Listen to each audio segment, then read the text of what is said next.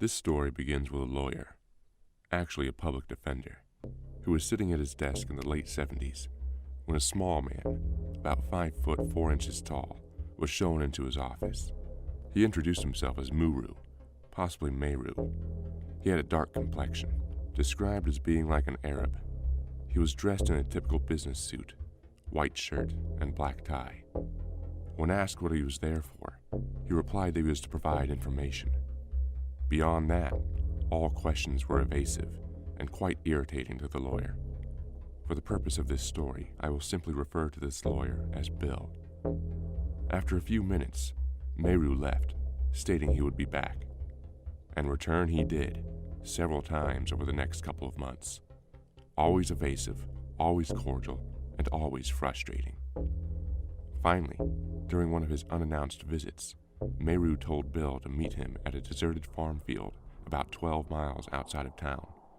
Not a problem, except he wanted the meeting to take place at 2 a.m. on a Sunday morning, and he was to come alone. Bill indicated there was no way he was meeting this stranger on a lonely road in the wee hours of the morning. Meru just smiled and said, "You'll be there." Well, this invitation set off a buzz in the office, as by now everyone was in on the story and terribly curious about the little man who kept dropping in. After lengthy discussions, a plan was hatched, where Bill's law partner would be standing by all night, and if Bill did not return by an agreed-upon time, he would bring in law enforcement. So the day arrived, and Bill prepared himself with the appropriate measures, which included taking along his .357 Magnum pistol. He had pulled a tour in Vietnam and was not terribly uncomfortable in risky situations. He arrived several hours early to the site and completely scouted out the field, surrounding fence lines and brush and tree areas. All was quiet, so he returned to his car and awaited the 2 a.m. hour. He was kind of nodding off when he heard a sharp rapping on his driver's side window. Instinctively, he grabbed his pistol and had it pointing at the window as he turned his head. There was Meru. As Bill rolled down the window, Meru told him the firearm was a waste of effort and invited Bill to get out of the car and follow him. Bill took a quick glance at his watch, confirming that it was 2 a.m.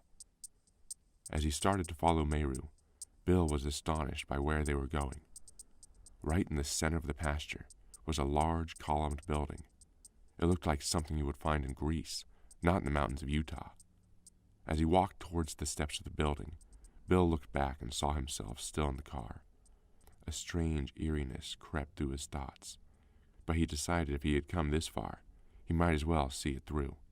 So they climbed the steps and entered the formidable door into the building. They entered into a large hall. It had high ceilings and seemed to be about 100 feet square. Scattered on the floor were hundreds of large, multicolored pillows. He was told this was a classroom or learning area, and he could see several small groups focusing on a central figure, probably a teacher of some sort. Next, he was taken to another area, where a pendulum-type device was anchored to the very tall domed ceiling of the room.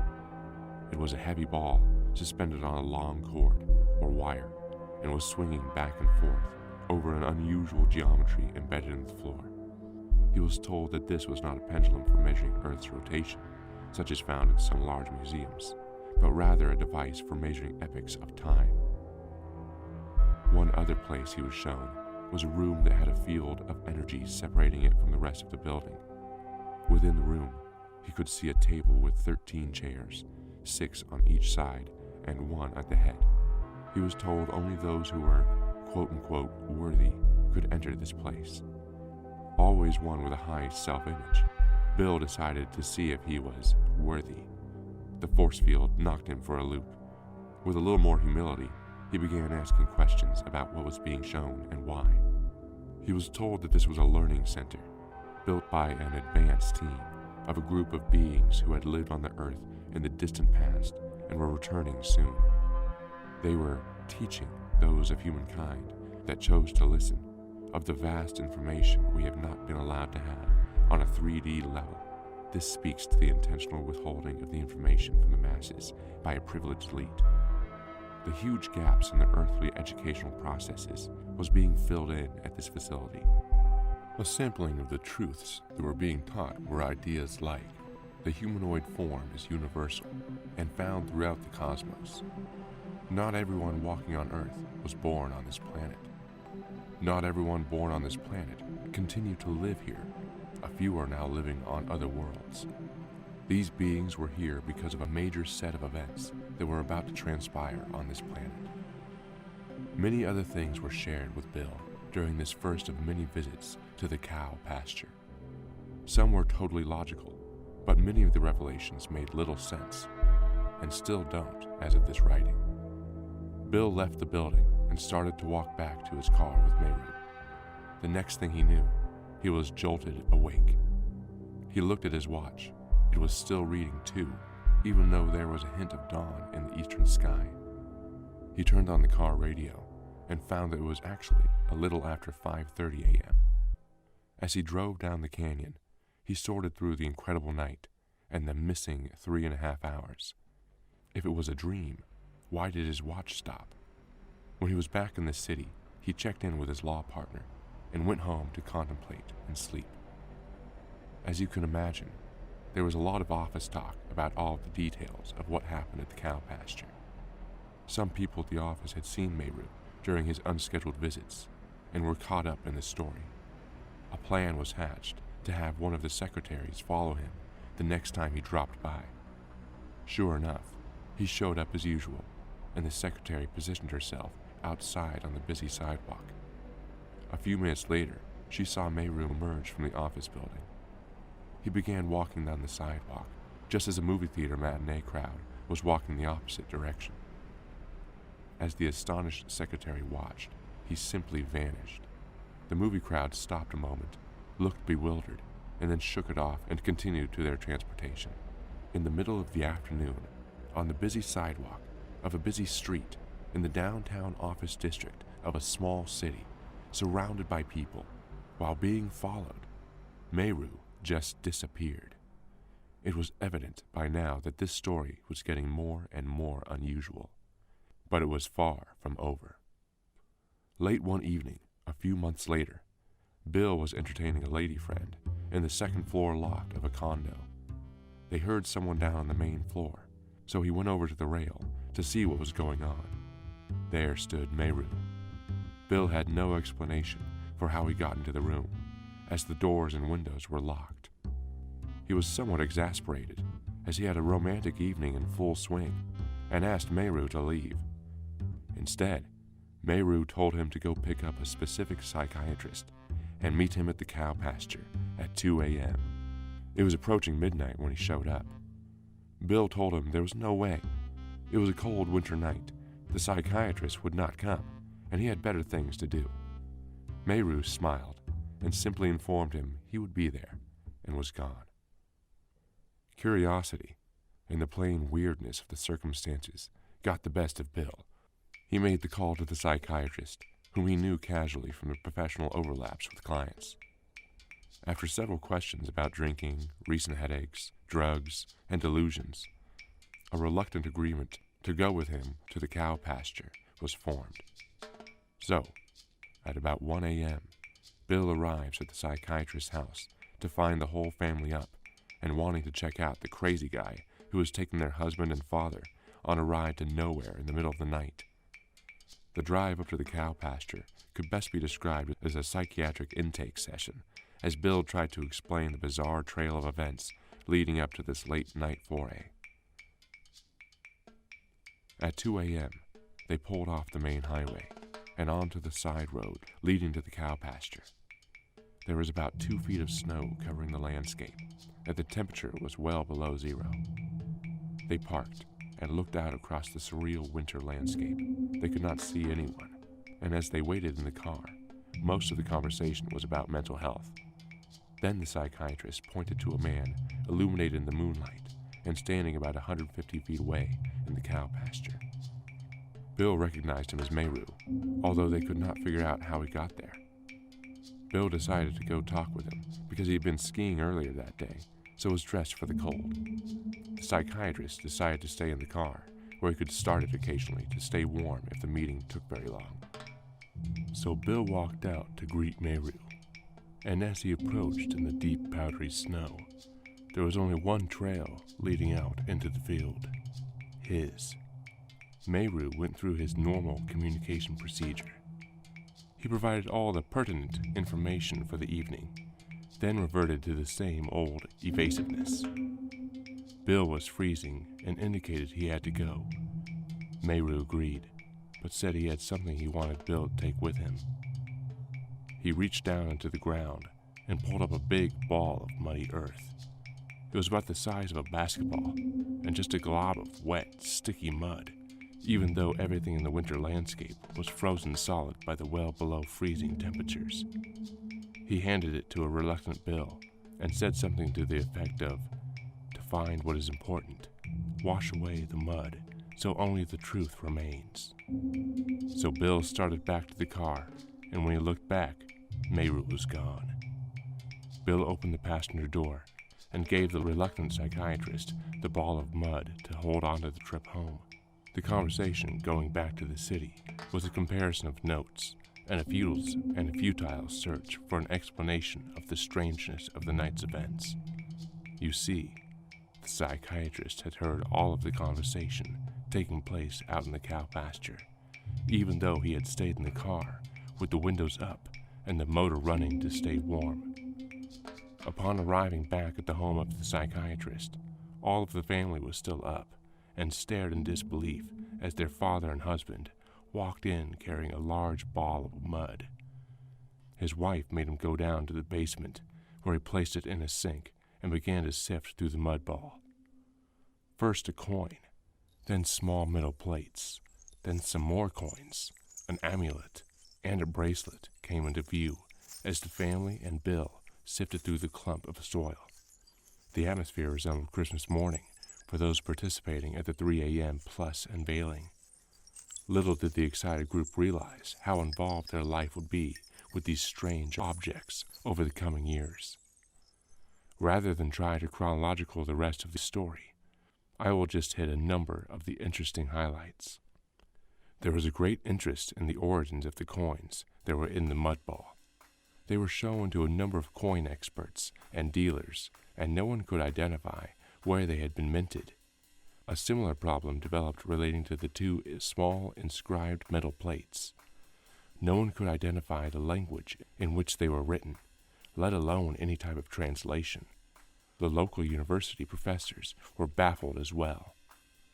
Then, a few months later, Bill's law partner was walking by a small downtown bookstore and was drawn in. By now, he automatically browsed the metaphysical shelves, and as he did, an obscure book caught his attention. It was written by James Churchward about the Lemurian civilization. Churchward was a British Army officer stationed in India in the 1860s who was shown some ancient temple records. When he thumbed through the pages, he was startled to see the exact symbology that was stamped into the mysterious coins. He rushed back to tell Bill, and they favorably compared the symbols from Meru with the coins, and the amulet or talisman was found to be an exact match. The inscribed metal plates were later translated by Meru during one of his visits. They were a brief history of a traveling trade group who had spent the winter in the valley where the cow pasture was located far more than 10,000 years earlier. They were following an ancient inner valley trade route that I have since successfully identified and traced for more than 500 miles. It was learned that when one placed the talisman on the forehead and relaxed, all sorts of visions would begin pouring into the brain. Many of these visions were found to be prophetic in nature. Always curious about the cause, Bill made arrangements for the coin or talisman to be spectro-analyzed by some technicians at the Tykal Corporation. After the analysis, which determined it was an alloy of a variety of metals with silver and gold predominant, one of the technicians decided he was going to keep the amulet. He told Bill it had been stolen, which greatly upset Bill, but there was not much he could do. A couple of weeks later, during a visit by Meru, the topic of the missing amulet was never addressed. As he was leaving, Meru casually mentioned the amulet would be returned soon. An embarrassed and startled Bill didn't know how to respond. 2 days later, Bill got an angry and panicked call from the technician who had stolen the coin. He screamed at Bill to come get the cursed amulet. He was in the local hospital, totally blind and scared out of his wits. Bill drove to the hospital and retrieved the talisman. The man was totally blind, much to the consternation of the doctors. When Bill followed up with the man a week or so later, his eyesight had returned to normal. During the efforts to identify the writing and coinage sources, one of the universities contacted was Duke University. At that time, they had a department of paranormal studies. When they heard the details of the coins and plates and the background, they gave one of their professors a grant of $100,000 to go to Utah and investigate the entire event that was transpiring. He spent 2 years investigating full-time, and I met with him on several occasions.